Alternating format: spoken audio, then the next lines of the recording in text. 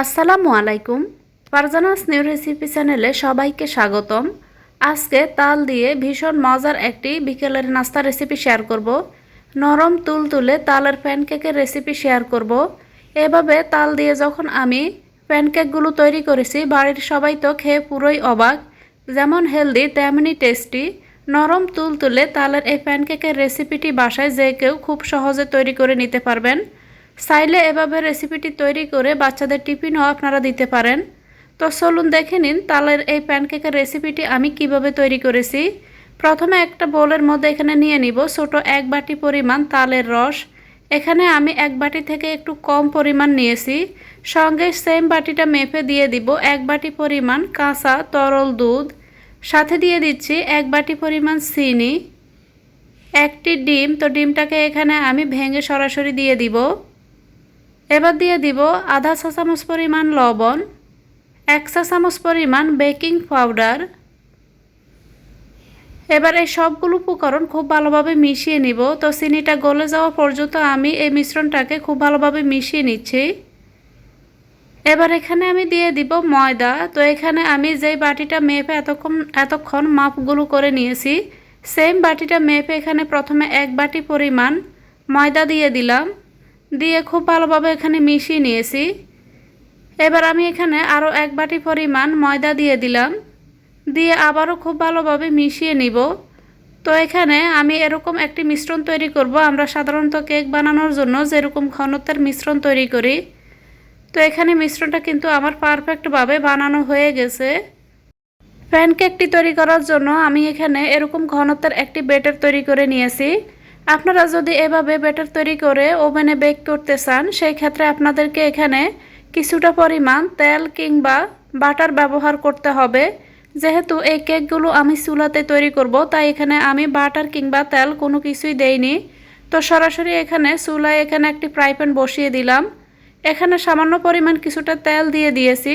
চুলার আঁচটা কিন্তু একদম লোতে থাকবে। চুলার আঁচটা লোতে রেখে এখানে আমি ব্যাটারটিকে এভাবে চামচে করে দিয়ে দিব। এগ পোস্ট করা যে ফ্রাই প্যানগুলো থাকে, আমি সেরকমই একটি ফ্রাই প্যান নিয়েছি। আপনারা নর্মাল ফ্রাই প্যানের মধ্যেও কিন্তু এভাবে কেকগুলো বানিয়ে নিতে পারেন। তো এখানে আমি কিছুটা ব্যাটার দিয়ে দিলাম। এবার ঢাকনা দিয়ে ঢেকে প্রায় 1 থেকে 2 মিনিটের মতো অপেক্ষা করব। চুলার আঁচটা কিন্তু এখানে বাড়ানো যাবে না, লোতে রেখে এইখানে কেকগুলো তৈরি করে নিতে হবে। আমি যেভাবে আজকে তালের এই প্যানকেকের রেসিপিটি তৈরি করেছি, রেসিপিটি ফলো করে আপনারা চাইলে কিন্তু তালের রস ছাড়াও কিন্তু এভাবে প্যানকেকের রেসিপিটি তৈরি করে নিতে পারবেন। যখন তালের সিজন থাকে না, তখন চাইলে আপনারা খুব সহজে শুধুমাত্র ডিম আর দুধ দিয়েও কিন্তু এভাবে প্যানকেকগুলো তৈরি করে নিতে পারবেন।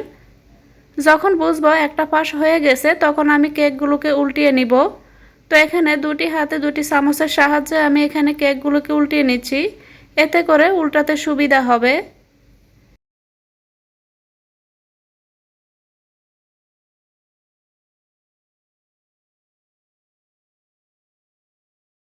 আর এখানে যে ফ্রাই প্যানটা আমি ব্যবহার করেছি, ফ্রাই প্যানটা কিন্তু অনেকটাই পাতলা, তাই নিচ থেকে কিন্তু খুব তাড়াতাড়ি হিটটা চলে আসে। তাই আমি এখানে চুলার আঁচটা লোতে রেখেছি। একটা পাশ উল্টিয়ে নেওয়ার পর এবার আমি আবারও কিছুটা তেল দিয়ে দিব।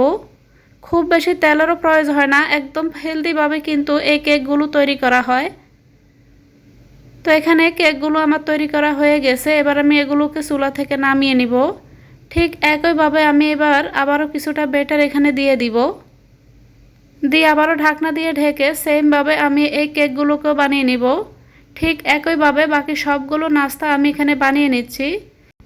এরকমই সহজ সহজ বেশ কিছু নাস্তা রেসিপি আমার চ্যানেলে আপলোড করা আছে, চাইলে আমার চ্যানেলটি ভিজিট করে দেখে নিতে পারেন। আমি সাধারণত আমার এই চ্যানেলটিতে বেশ কিছু এরকমই মজার মজার এবং সহজ নাস্তা রেসিপি শেয়ার করে থাকি, যেগুলো সকাল বিকেলের নাস্তায় বা বাচ্চাদের টিফিনে খুব সহজে আপনারা তৈরি করে নিতে পারবেন। আশা করছি আমার রেসিপিগুলো আপনাদের অনেক ভালো লাগবে।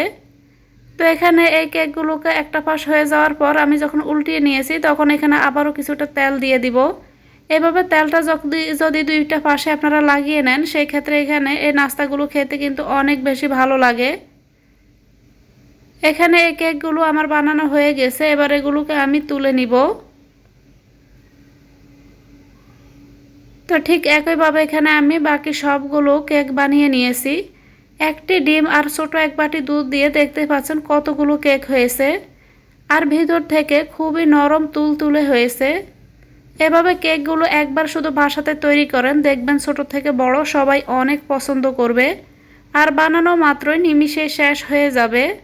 আশা করছি আমার আজকের এই সহজ নাস্তার রেসিপিটি আপনাদের অনেক ভালো লেগেছে। বিকেলে চায়ের সাথেও আপনারা এভাবে কেকগুলো বানিয়ে পরিবেশন করতে পারেন।